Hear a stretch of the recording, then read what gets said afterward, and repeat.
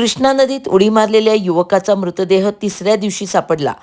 कृष्णा नदीत उडी मारलेल्या युवकाचा मृतदेह 6 मार्च रोजी स्पेशल रेस्क्यू फोर्सच्या मदतीने सापडला.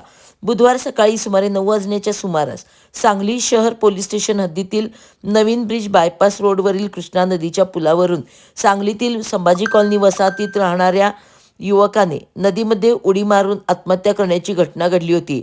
या घटनेची माहिती मिळताच सांगली शहर पोलीस ठाण्याचे अधिकारी व कर्मचारी घटनास्थळी दाखल झाले. या घटनेची माहिती घेतली त्यानंतर काही मिनिटातच स्पेशल रेस्क्यू फोर्सचे आपत्कालीन पथक घटनास्थळी दाखल झाले. याची घटनास्थळाची पाहणी करून पाण्यामध्ये शोधकार्य सुरू करण्यात आले. युवकाबरोबर असलेल्या व्यक्तीने ही घटना प्रत्यक्ष पाहिल्याने त्याने घरच्यांना माहिती दिली व बुधवार व गुरुवार असे सलग 2 दिवस स्पेशल रेस्क्यू फोर्सकडून नदीपात्रात शोधकार्य करण्यात आले व आज सकाळी 6 मार्च रोजी स्पेशल रेस्क्यू फोर्सच्या पथकाने हा मृतदेह पाण्याबाहेर काढला.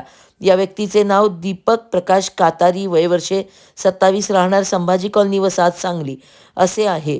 हा मृतदेह पुढील वैद्यकीय तपासणीसाठी सांगली शासकीय रुग्णालयात पाठवला असून पुढील तपास सांगली शहर पोलीस ठाणे करीत आहे.